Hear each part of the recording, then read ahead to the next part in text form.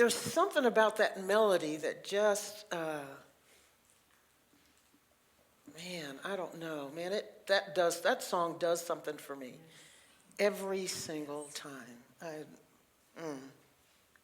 You have such a gift. Yeah. This week has been full of experiences. Monday night, I spoke at the meeting for the American Clergy Leadership Council Interfaith Group, and spoke about peace, and quite a few different denominations and faith practices represented there. We had about 40-some people. Every Wednesday for the last, I don't know how many months now, I've been studying with a young woman and one of the ministers from DFW Family Church, which is Sung Young Moon's church. They're located in Irving, and we've been studying a work that they have that's called the Divine Principle, which is not very different from Unity's 5 principles. Not very different at all. It's uncanny how similar it is. So we've been studying, and they asked me if I wanted to be a part of that study group. And it's just the 3 of us, Reverend Sakai and Yuka, who's been here and visited. And it's been quite the experience talking about spirituality, about God, about love, about what the meaning of life is, with people who come from different faith backgrounds and who have some beliefs that are different and many that are not. Thursday, Friday, and yesterday, I was in Oklahoma with a Baptist church. They have a marriage enrichment ministry. So I spoke for them on Thursday night and then helped out with the event, mainly the food and serving the couples that were there. There were 13 couples that came together who've been a part of this ministry, some of them for 15, 16 years. So I've had this quite varied, exciting, touching, moving, inspiring experience all week long with people of different faiths. And then I get to come here on Sunday with all of you. And I think this vision that Pete was talking about is happening. And I got a chance to be immersed in it all week long. People of different races, ethnicities, faiths, beliefs, socioeconomic groups, probably, political beliefs. And I felt at home all week long. All week long. We humans are we are an interesting and fascinating phenomenon. Whenever you get humans involved in something, there's a potential for all kinds of drama and trouble and discord and conflict. And yet, I got to see this week that there's also a potential for synchronicity, love, openness, willingness, acceptance, growth,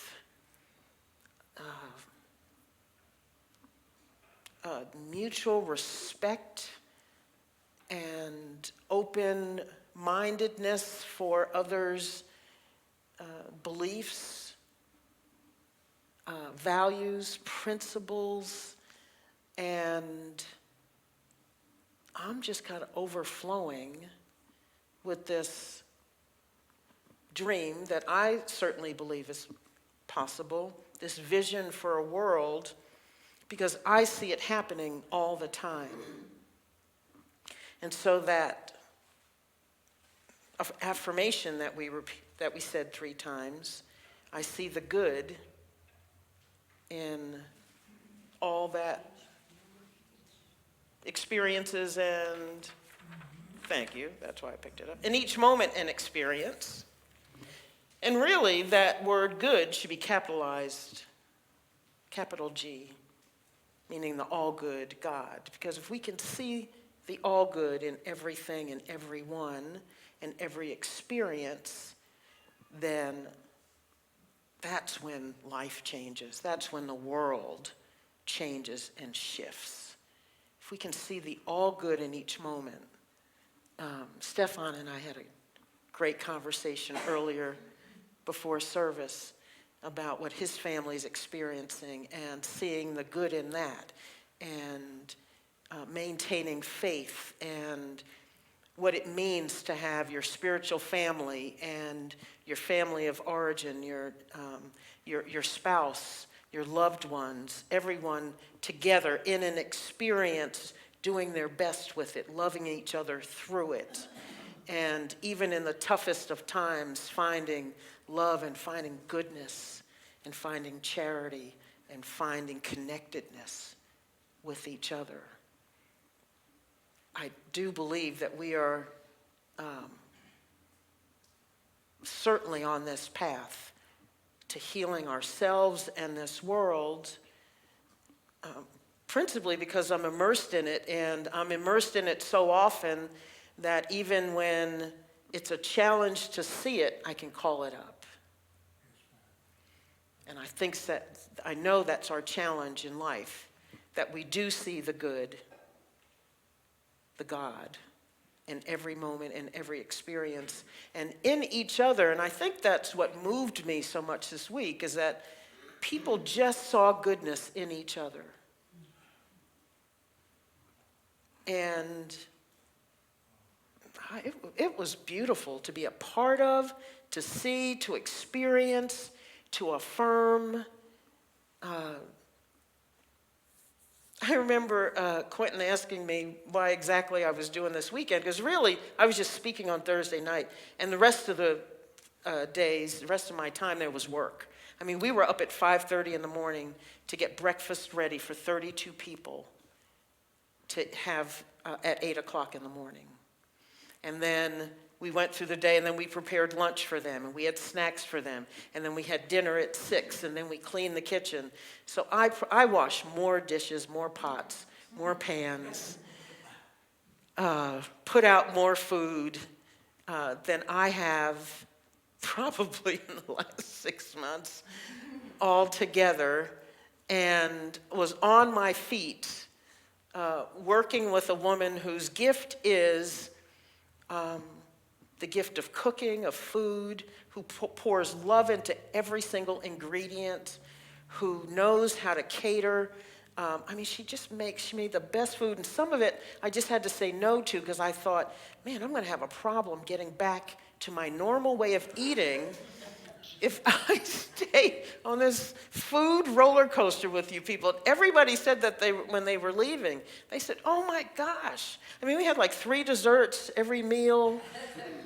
There was a 7-Up cake that was, that thing melted in your mouth. I had one little slice. She had peach cobbler, cinnamon rolls she made. I mean, for breakfast we had homemade biscuits and pancakes and eggs and breakfast tacos, and oh my gosh. And so everybody thought, I don't eat like this when I'm home. And I thought, we need to have a health ministry that we do right after this is all over. But every single thing done there was with love. Every single thing. Every single thing she touched was with love. And she moved around that kitchen. It was just amazing to watch her. I don't even have a word for it. And and her sister was working with her, and they're used to, because they come from a big family, and they're used to preparing these meals. Their mother was a superb cook, and they were kind who cooked food, and people from the neighborhood would come and eat and things, and there was always lots of food at their house. So the two of them know how to do this together. And they just folded me in, and I just filled in to support them. And it was never about how hard we're working. It was never about how many dishes there were. And every time I thought I was finished washing dishes, there was something else to wash. But all of it, I was just amazed as we were driving home yesterday, how lifted up we all felt and how wonderful it was to be part of something. And all I did all weekend was work. All I did all weekend was work. And actually, all I did all weekend was love. And be a part of love and watch couples come together who are intentional about their marriages. And there are some couples there that really were struggling. And you didn't see it on the outside because a lot of us have a facade we show the world. And my family certainly did that. As I've shared, my parents were not happy. They stayed together. They were married 62 years and my father died. And I don't know how much peace and happiness they had. If they did, I didn't see it. I saw rare moments of it, and I could probably count those moments on one hand and have fingers left over. That's how interesting life at home was. But my friends, people I went to school with, they thought my family was the ideal family. Because that's what we presented to the world. And that's what happens to us as humans. We are able to create a facade. We are able to show people what we want them to see. And it's when we get together in spaces like this where we know we're safe, where we can drop that and just be ourselves, where we can show people what's happening, where we can be totally vulnerable with each other and show the truth of our lives. And still be loved. And still be loved.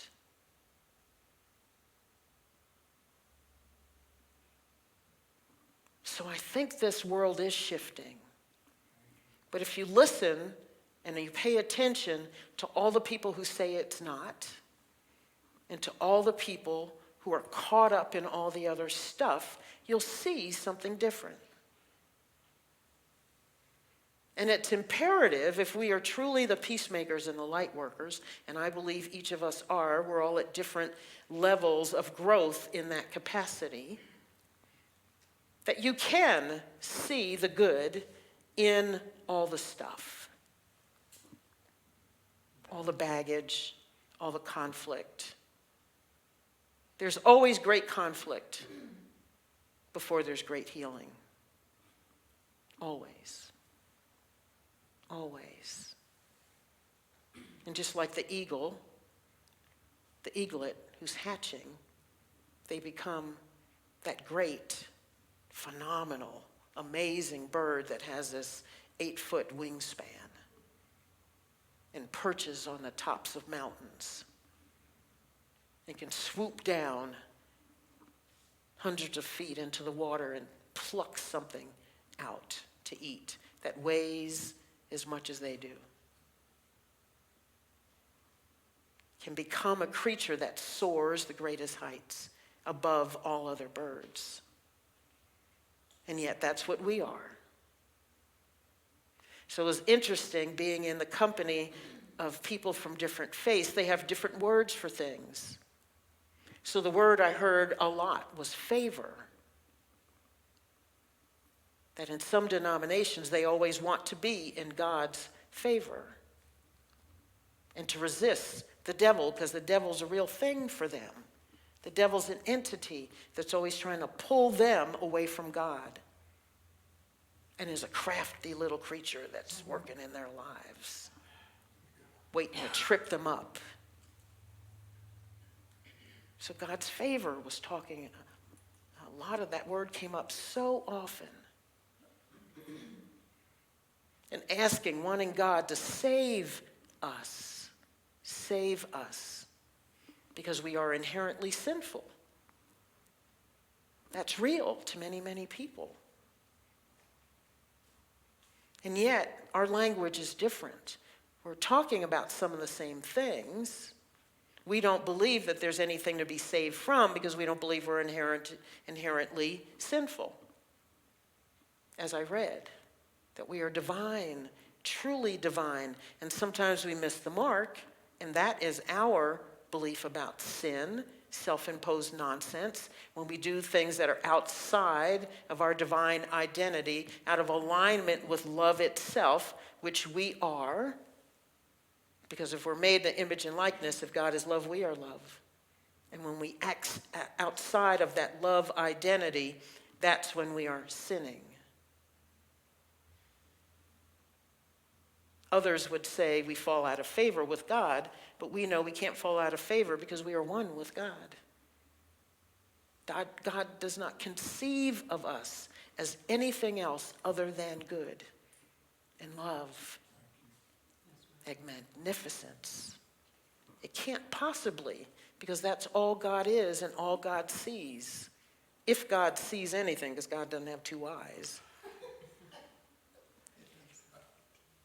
God's concept of us is that we are goodness, because he said, you are born out of me. You are my hands and feet. You are my expressions on this earth. So if we are God's expressions, we are only capable of expressing love if we will say yes to that and claim it, as Linda Martella-Whitsett said. We have to claim that goodness for us and for the world.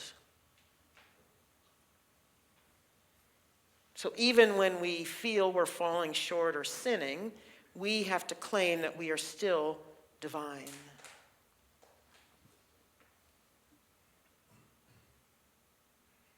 That lyric in that song that always gets me, that always makes my voice catch. Because I'm still working with, what do I do with all of my past failures or lessons? Where is that?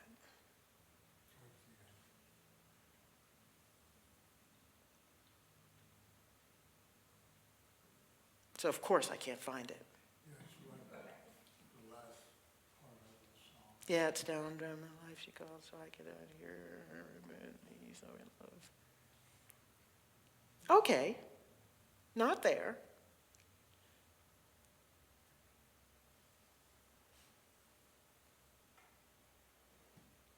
I'm going to find it. And as you speak, 100 billion failures disappear, where you lost your life so I could find it here. If you left the grave behind you, so will I. I can see your heart in everything you've done, every part designed in a work of art called love.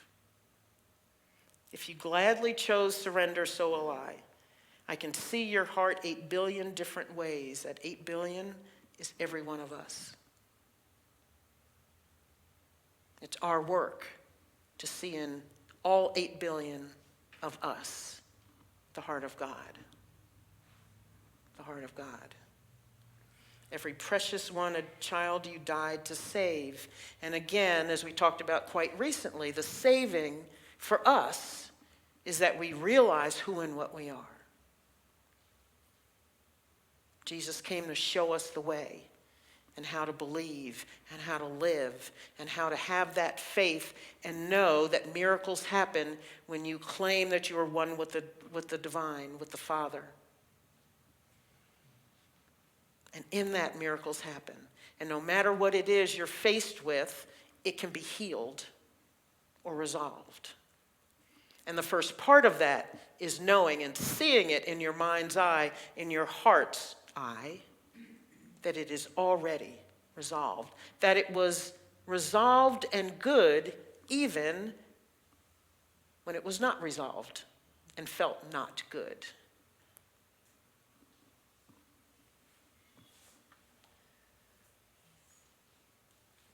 Even when the stuff is hitting the fan, it is all good.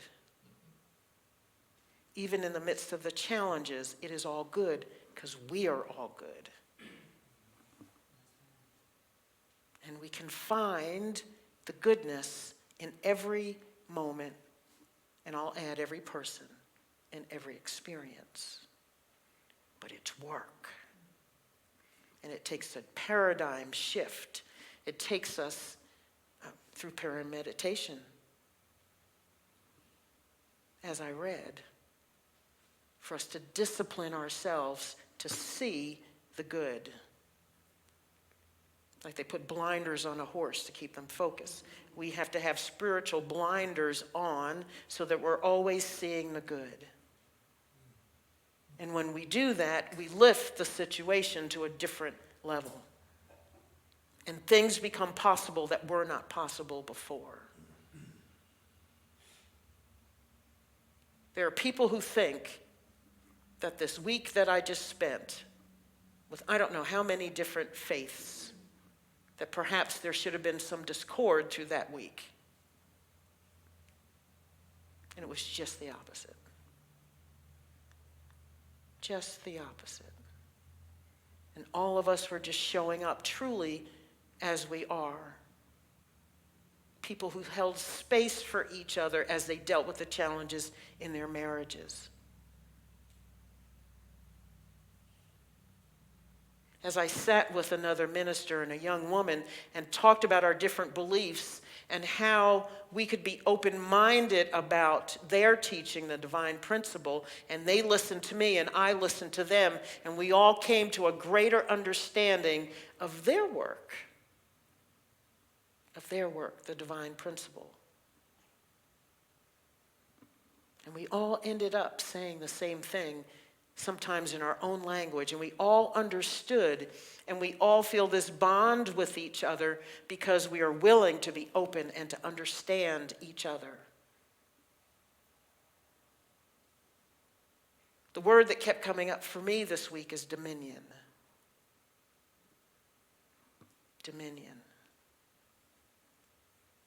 Because we've been given dominion over the earth. We are the hands and feet of God here on this planet. We are in charge of what happens here.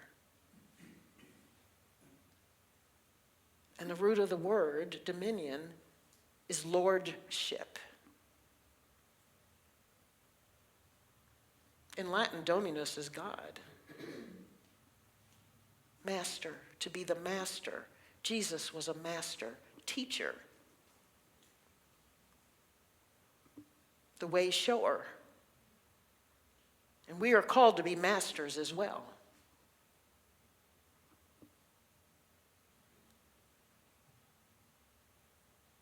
And so I refuse to throw that word out because that word has become politically ugly. There's no longer master bedrooms or master bathrooms, because master's a bad word. Because slaves had masters. And so you're not supposed to say master anymore. And yet we are called to be masters, to be masterful in what we do, to have mastery in our lives.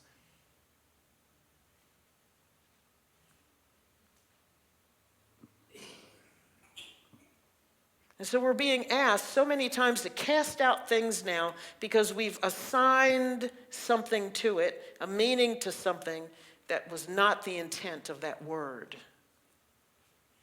Mastery is a wonderful thing.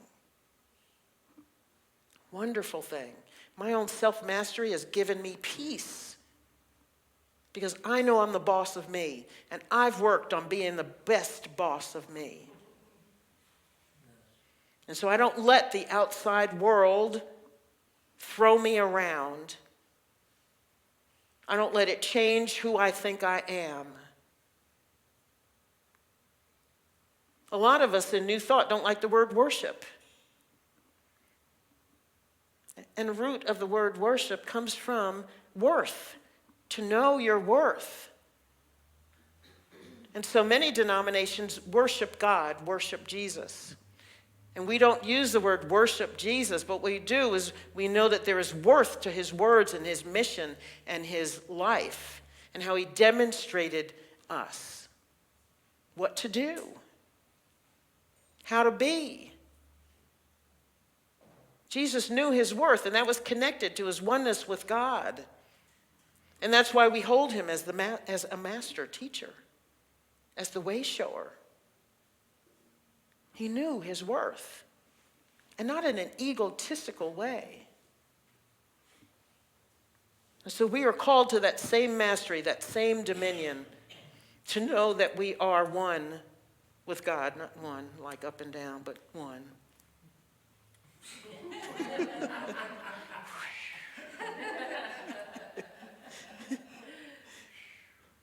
When we were talking about divine principle on Wednesday, we were talking about oneness. Oneness.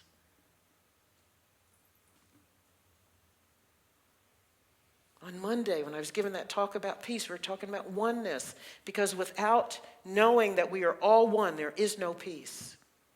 There is no peace. Because as soon as I make you the other, then I get to denigrate you and do whatever I want to you in the name of my self-righteousness.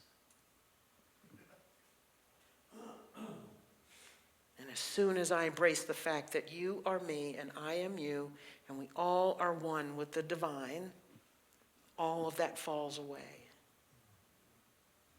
It must fall away. It shall fall away. So this word vision is jam-packed for us. Not just that we have to have that vision for ourselves. And who are we? Pete was talking about there's some things he's working on that, having a vision for his life, and that shifting and working with that. And having a discipline about that and calling something forward into his life. That's the work that we are called to do for ourselves, with ourselves. And when we can do that, then we can start to have a vision for each other and for the world.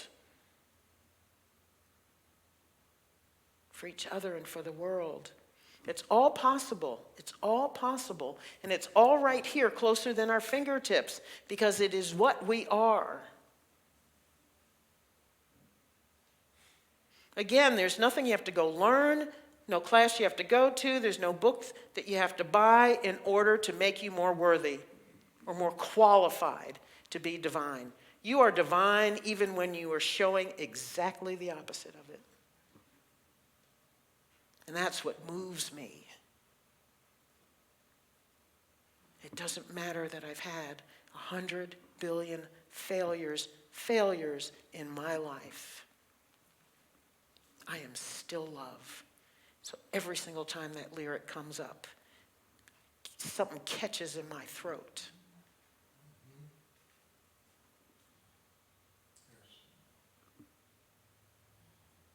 How wonderful is that?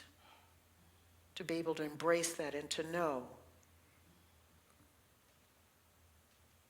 that the things you wish you hadn't done disappear like that in our consciousness if we'll just let it go and affirm something different for ourselves. Affirm something different. Let it go, let it go, let it go. And claim the divinity that you are. Claim the love that you are. Claim peace for the world, even though most of the time the world looks like it's a big hot mess. Because if some of us don't, it's not going to happen. And if some of us don't take it seriously, it's not going to happen. We're the ones who are given the work to do. We're the hands and feet of God here. If we don't do it, nobody's going to do it. There is nobody else. It's our job. Unless the Planet of the Apes really comes true. And the apes rise up and take over.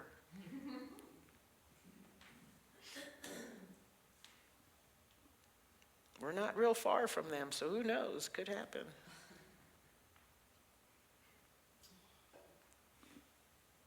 So So we have choice. We're at choice. Don't we talk about choice a lot? We're at choice. We're at choice. What do you want to choose about who you are? What are you going to claim about who you are? We're here again. We're here all the time, every single day, in each moment. You can either see the good in each moment and in each experience and in yourself and in each other, or you can choose something different.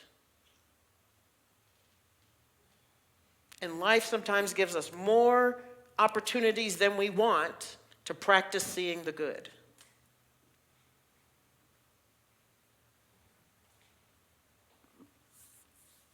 What are you going to choose? And so every moment you can ask yourself, what am I choosing now? What am I choosing now? Am I going to step boldly in this moment into my divine self and to be that and to express that? Or am I going to choose something else? Am I going to bring peace to conflict, or am I going to choose something else? Am I going to speak words of love, or am I going to be angry and spiteful? Am I going to wail about what's happening in my life because it's so unfair, or am I going to step up and see the good in what's here and be love in this situation to whoever else is involved? Am I going to be the light bearer?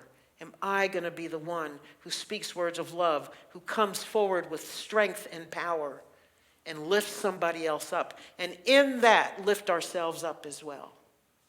Because whatever we do for others, we do for ourselves.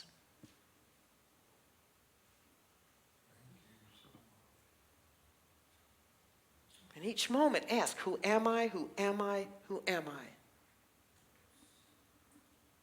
Who am I? Who do I think I am? I know who and what you are. Who do you think you are?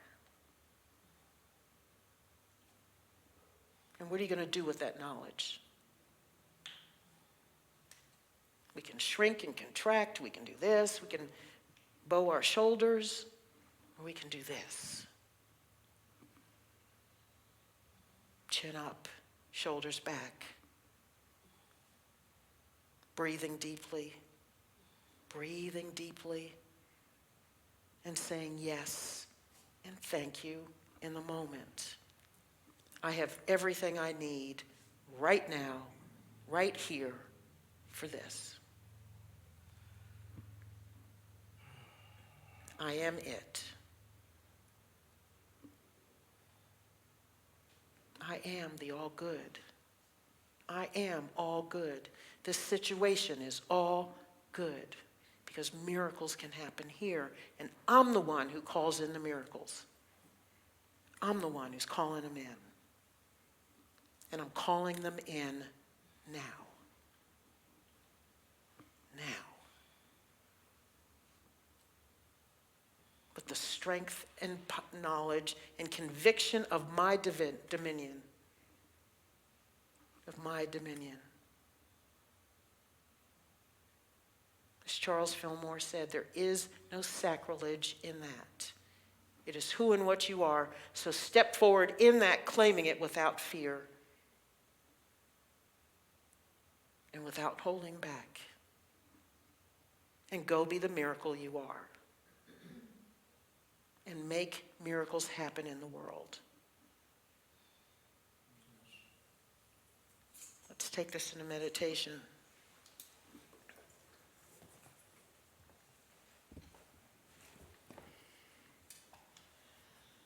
So breathe, breathe, breathe, breathe.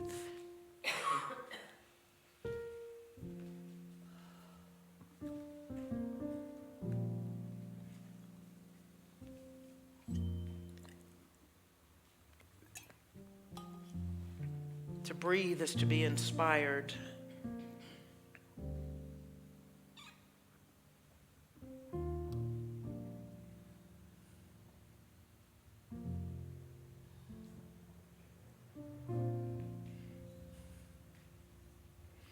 And as we claim our divinity, as we claim our strength and power, our dominion,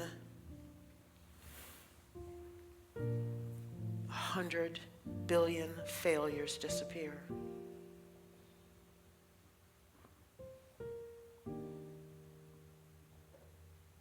Those quote-unquote failures become lessons.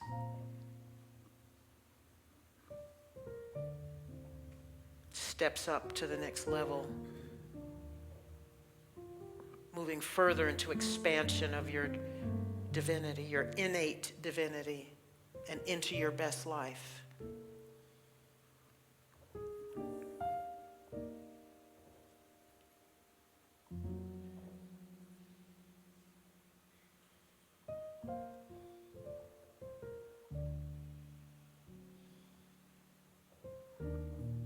Same breath that is God is in every breath, every inhale, every exhale.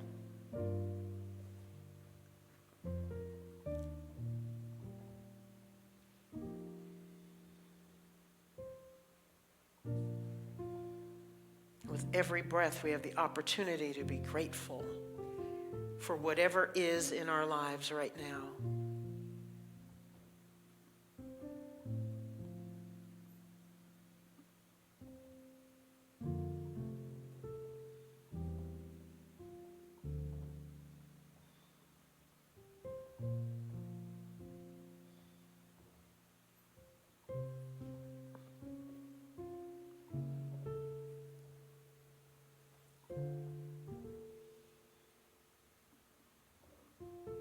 You get to speak words.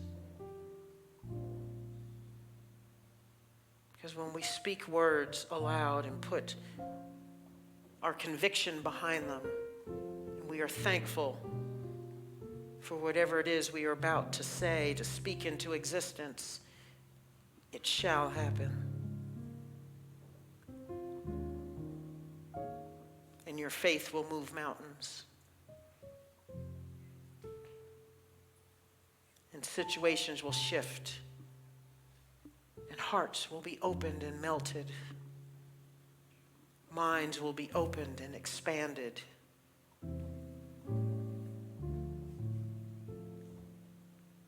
Your gifts will be multiplied and expanded.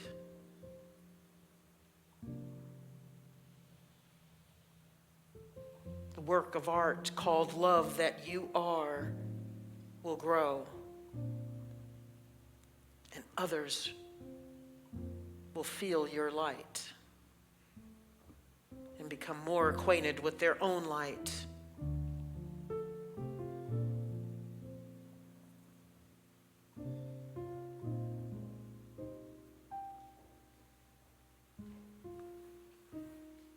And in that, if there is any favor to receive, it is in that moment.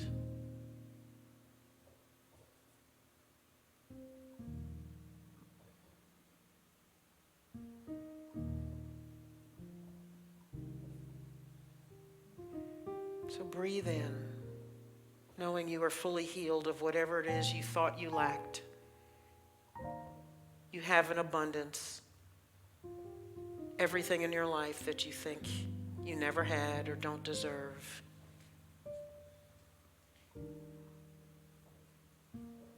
There's nothing for you to deserve to or have to do to deserve anything. You are treasured and magnificent simply because you are. Because an entity called love, divine wisdom, divine intelligence, created you out of itself into expression.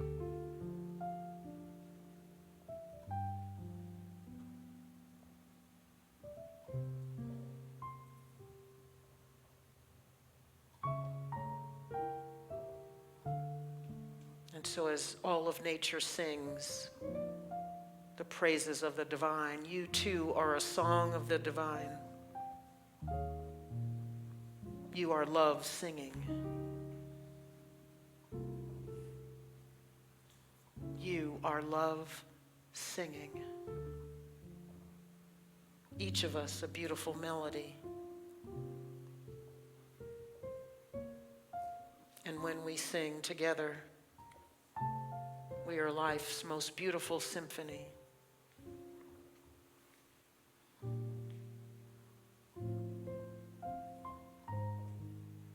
And so in this moment, I invite you to sing your song, a song that is your life, your gift,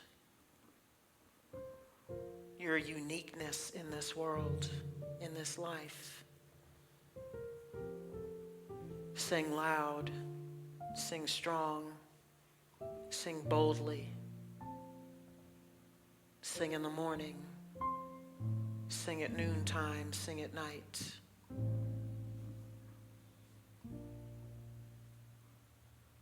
And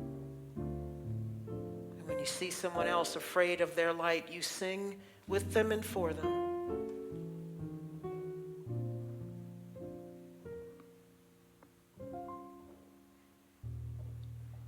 Let's take a deep breath together. Breathe it in. Exhale. Inhale again. Knowing and affirming you are the song of love, the song of life, the song of God. We say yes and thank you for this song that we are, for the song that each individual expression is.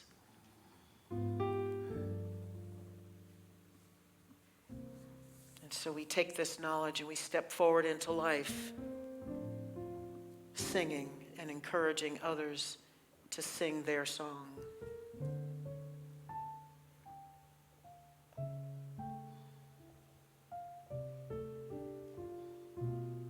And so it is, and so it shall be.